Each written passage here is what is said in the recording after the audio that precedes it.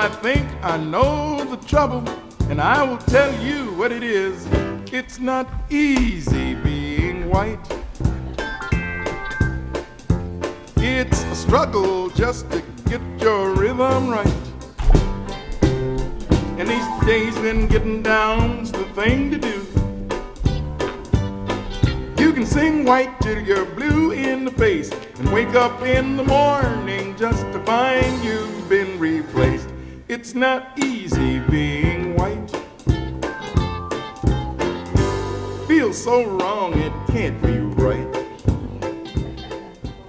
Well, you might be thinking, oh, come on, Tony, you want us to feel bad for you? It's not easy being white. Come on. White privilege, you're a white male, you come from the United States. English, which you speak, is the world's language. And yes, it might be true that no matter where I travel, the second language of which directions are given is always English. And I will always understand very clearly my place in the world, that I must never use the bathrooms in first class. That might be all true, but what's the problem with being white sometimes? It's just that some people have an attitude that they assume the worst about you, that you're going to do something, take something that you don't deserve to have.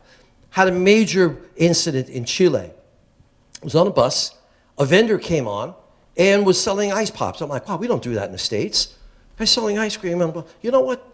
We buy everybody on the bus an ice cream. So what happened is that there was a young mom and her boy were eating these ice pops. And I got their permission, I took the picture, and then somebody is screaming at me like he's going to kill me. And I didn't understand what was going on. This is the days when I knew no Spanish at all. And I was like, wow, this is pretty menacing right here. And it turns out he was convinced that I was going to take that picture and sell it for like $1 million back in the States. Basically, people told him, shut up and sit down, and that was the end of that. But the thing about being white, too, is that, let's give you an example. Africa. There are 3 prices for everything. The price for an African child, the price for an African adult, the price for a white person. Every time we need something, they push me down to the vehicle, throw a blanket over me, and send the little kid out to get the best price on it. But the real menacing thing about being white happened to me there.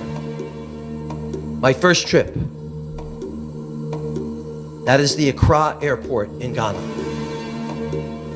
My first big trip in a place where I knew nothing. The airport was scary. Now that's what it looked like back then. I'm sure it's been modernized by now, but I'm talking ceiling tiles are falling down. Ceiling fans are swishing around, unbelievably hot air. The smell of urine is everywhere, inexplainable puddles of liquid on the floor. And most of all, I'm surrounded by vultures. Baggage is coming off, little piece at a time, and other people are grabbing their luggage and leaving. And worst of all for me is my host is nowhere to be found. And I'm getting more and more nervous as other people are getting their bags and leaving. I'm thinking, what's going to happen to me here?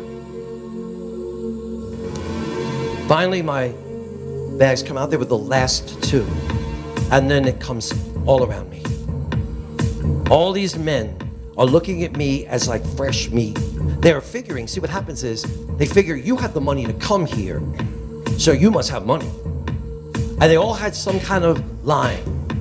They all had something like, oh, this is very rough, this airport. You'll never get through customs. You got to know somebody. I know somebody.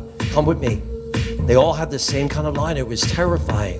I didn't know what was going on. I said, what if my host never comes? Why isn't he here? And all these guys, and I ended up losing half my money at that airport just trying to get out of there with all those vultures. So that was my unpleasant situation.